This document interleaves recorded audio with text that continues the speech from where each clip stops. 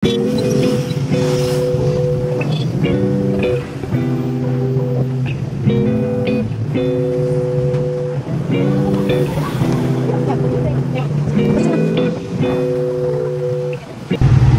magandang hapon po sa ating lahat.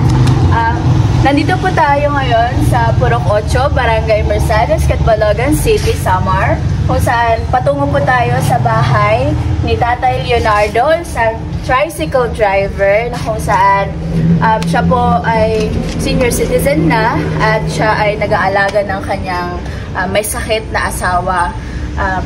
Ngayon, malalaman natin at makakausap natin siya tungkol sa kanyang pamumuhay at kung ano ang kanyang mga daing sa kanyang mga problema sa pang-araw-araw at ano pa man. At kung bakit karapat-dapat siya upang mabigyan ng tulong mula sa ating incorporasyon, mula sa Filipino Family Club International Incorporated or FFCI. So, tara na! Time for the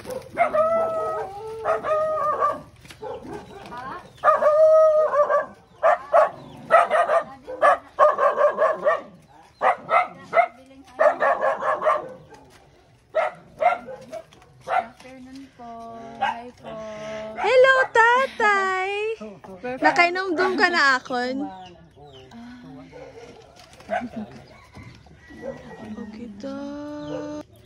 Magandang hapon sa ating lahat. Narito po tayo sa Purok 8, Barangay Mercedes, Catbalogan City, Samar, upang ipamahagi ang ating munting ayuda sa isa sa maswerteng napiling mabigyan mula sa FFCI na si Tatay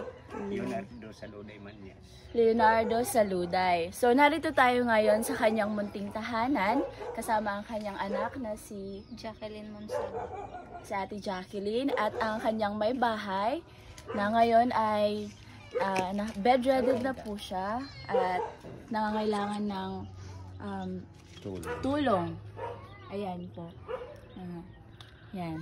So mamaya mas malalaman pa natin ang kwento ng kanyang buhay at kung bakit karapat-dapat siya mabigyan ng ating tulong. So magandang hapon, Tay. Magandang hapon. Sige po. So, okay lang po ba na ma-interview po namin kayo? Opo. So, ito po pala ay ito po ay munting tulong lamang po mula sa aming incorporation na tinatawag na Filipino Family Club International Incorporated. So, ang mission po namin ay tulungan ng bawat Pilipino na magtulong-tulong para umahon sa kahirapan sa buhay. Kaya kayo po ay maswerteng napili, opo, na tulungan. Dahil mas karapat-dapat po talaga kayong tulungan. So, Tay, gusto lang po namin malaman kung ano po ang inyong status ngayon, yung pamumuhay nyo na maaari namin mas maitulong, ano pa aming pwedeng maitulong. Palagay ko, masasabi ko kasi kung pedicab driver lang ako, sapat na siguro na ganun na nangangkuang ko. Hindi naman ako naghahangad ng karangyaan. Hindi. Basta pagkaraos lang kami pang araw-araw namin. Lalo-lalo na yan kung kalagayan ng misis ko na pahaba ang pamumuhay niya. Yun lang po, maraming salamat. With regards naman po sa inyong pang-araw-araw, kumusta naman po ang inyong mga pangangailangan? Like para po kay nanay na ngayon ay... Sa ngayon medyo isa nagigipit ako, minsan maluwag-luwag, huwag kumikita sa aking hanap buhay. Pero ngayon, hindi masyado kung kuan kay laging busy ako dito, pag-alag ako ng pagpakain. Kung lahat-lahat ang pag wala ko rito, anak ko ang nag-asikaso naman. So, paano naman po yung pangangailangan ni nanay? Paano naman po ninyo napoprovide? Akuan, unti-unti, pag kumita ko, bili ko siya ng biskuit, na kanya almusal, tapos ang diaper, na araw-araw talaga yun na kailangan niya. Na hindi mo po pwede naman diaper. Na-mention niyo nga po, di ba, na kailangan niya talaga ngayon ng diaper kasi kukulang na. na daily needs talaga ni nanay. So tay, kumusta naman po kayo? Meron po ba kayong nararamdaman? Dalawa lang naman itong sa mata ko. Malabo, nanlabo at saka almoranas. Nakapagpa-check up na po ba kayo sa mata nyo? Hindi pa. Hindi pa. Pero abat ko talagang ano. Nararamdaman nyo na malabo na. Pag ang tao mga mula dito hanggang dyan, kita ko ang body pero ang mukha hindi na talaga. So tay, dito po talaga kayo nakatira. Mga ilang taon na po kayo dito? Taga rito mismo ako. Taga rito. Oo, dati nasa ano kami, nasa Purok 5. Tapos di ba may bagyo tayong nakaraan, Sulina. Sulina natumba yun. Dito ako nagtindig. Ito na. Kahit kubukubuan lang basta may sarili. Saan naman po kayo may sarili po kayong banyo dito? Ha? Banyo. Wala. Saan naman po kayo nag-aano? Doon sa tabing dagat. Sa dagat. Tabing dagat. Light, wala rin kami dito. Wala kayong light, tay? Wala. Solar lang. Ilaw lang. Sina-charge ko lang. Paano naman yung tubig nyo, tay? Walang problema tubig kasi hanggang may igiban naman kami dyan. Tsaka yung pang-inumin namin, meron namang kuhanan, binibili natin na kuhan. Water, mineral. Oo, yun. So, tay, ano pong dahilan kung bakit na naging bedridden si nanay at kailan pa po ito nangyari? August nagsimula yan. Plakda na siya. Ganyan na. August. Ano pong sakit na may dating sakit niya, hika. Sakit niya. Tapos lumala. Nawala na ito ng lakas. Biglaan lang po ba siyang biglaan. So kasama naman po natin ang anak ni tatay, si ate Jacqueline. Ate, ilan kayong magkakapatid? Nag-iisa lang po kung nag-iisang anak ni tatay. So, ano po ang inyong masasabi sa inyong sitwasyon ngayon? Mahirap. Mahirap talaga. Pero kinakaya namin ni Papa. Kasi ako lang din ang sasandalan niya. Walang iba. Nagsasandalan na lang kami.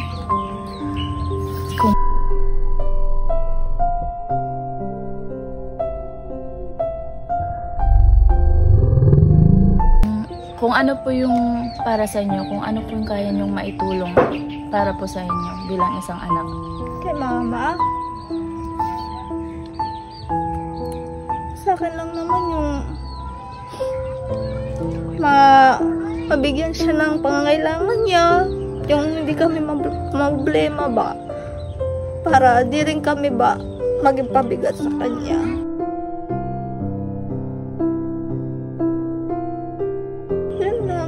Kay tatay naman. Si Papa, nakikita ko rin kasi nahirapan si Papa eh. Kaya minsan parang nag-aano din kami na bakit naging ganito ang kalagayan namin, ba't wala akong kapatid, sabi ko. Wala akong ibang masasabihan. Yung sinasandalan ko ang asawa ko, mga anak ko, sila lang. Kaya kahit mahirap, pinipilit namin, pinagtutulungan namin mapunan yung pangangailangan ni Mama, yung pangangailangan ng mga pamilya ko, ng mga anak ko, gano'n. Wala akong masabi pero ang masasabi ko lang, pray lang tayo kasi diba, lahat naman na nangyayari may dahilan. Pero narito kami para tumulong hanggang sa makakaya namin. Alam ko naman na kahit binigay ito ni God ba, alam kong hindi niya ito bibigay kung hindi namin kaya. Yes, totoo yan. Pagsubok to sa amin. So, wala akong masabi actually kasi alam ko na sa lahat ng mga namin, alam kong isa kayo sa mga mas nangangailangan at nangangailangan pa ng tulong. Ano ko ba, nakakahiya ma'am ang hingi sa iba. Pero kaysa naman magnakaw kami, yun na lang gagawin namin. Kasi, pa rin yo, ginagawa. kung hanggang saan lang ang kaya nilang itulong, tatanggapin namin. Yes. So, kaya po kami nandito, kami na sa FFCI Incorporation para tulungan ang bawat Pilipino para umasenso, tumahang sa kahirapan. Hanggat sa abot ng aming makakaya. So, Papasalamat din po ako sa inyo. Sa totoo lang naman, problema talaga kami ni Papa. Pero, inaano lang namin, kami lang nag-uusap talaga kung paano namin susolusyonan. Kasi wala namang ibang mga pagsasabihan eh. O, ikaw ate, anong wish mo ngayong Pasko? Wish ko, maging masaya. ang hirap naman ibigay namin yun. Maging masaya. Para sa Masaya. pamilya ko. Hindi. Pagkain.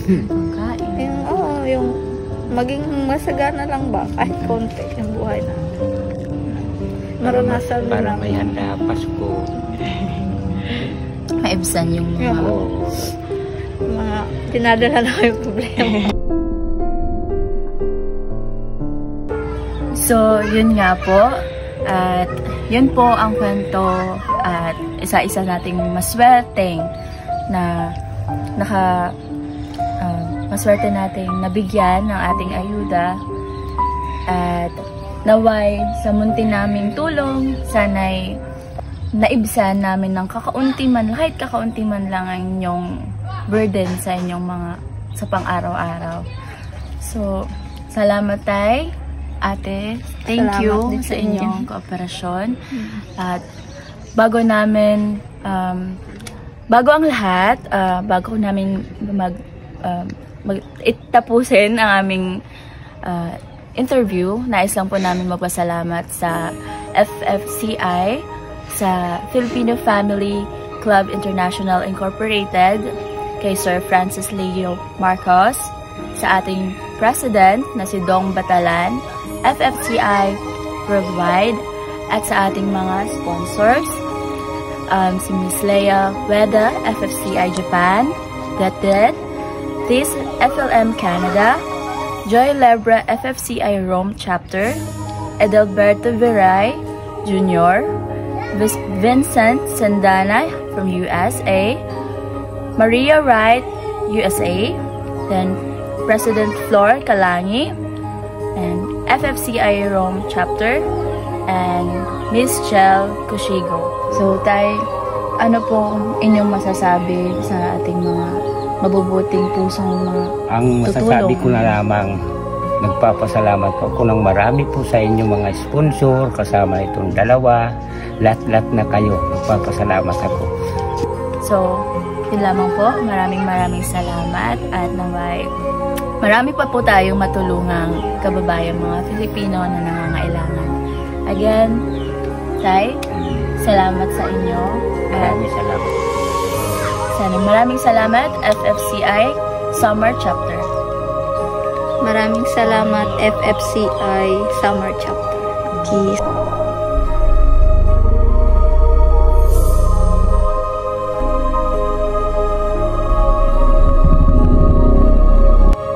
Tay, kung i-ask ka kung anong gusto mo ngayong Pasko, wish. Ano yung gusto mo? Request. Oo. Any wish. Pasko. Any wish. O, anong gusto mo? Ayaw ko naman ng tricycle. Ayaw ko. Pana lang mga pagkain. Yun na lang. Noche buena. Diaper ni nanay, gamot. Gamot, maintenance. Mama. Yun na lang. Pang check up sa mata. Yun na lang ang wish ko.